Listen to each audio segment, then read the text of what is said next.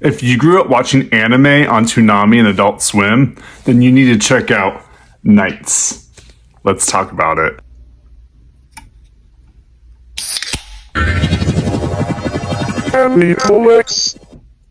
Florida is owned by Spain.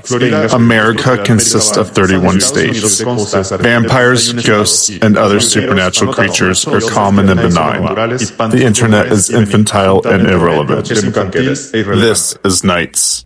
Set in an alternate past of 2004, Sancho Pedro hosts an incredible cast of characters, each with their own drama and storylines that intersect in really compelling ways. Think Durarara, but in Florida. The story centers around four young roommates. There's our protagonist Vince, who's a 17-year-old orphan who has gone to live with his older cousin Ivory, 29, his best friend Matt, 27, and a 185-year-old vampire named Gray. Oh, and by the way, Ivory is a secret killer for hire and Matt is dead.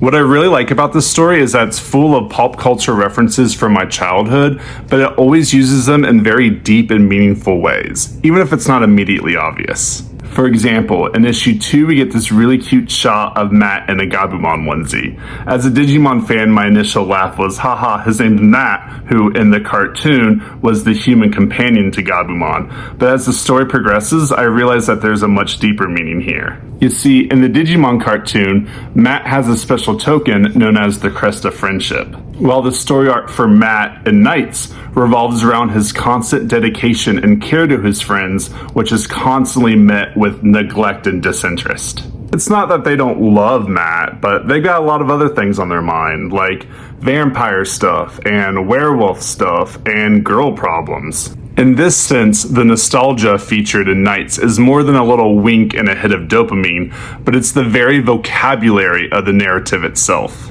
The hints to music from decades past and the media of the era becomes foreshadowing for future events, revealing deeper messages than initially observed on the surface. And yet, while everything feels a little bit borrowed, it also feels incredibly fresh and original.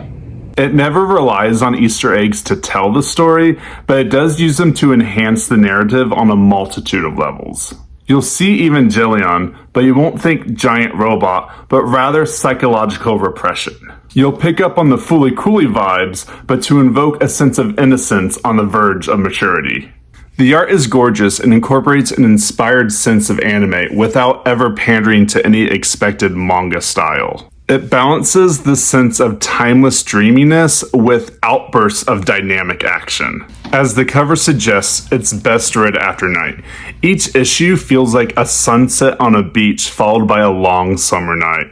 The vibes are impeccable. One of the coolest things about Knights is that the story comes with a dedicated soundtrack. Each issue has a Spotify code that will take you to the designated official playlist for each issue.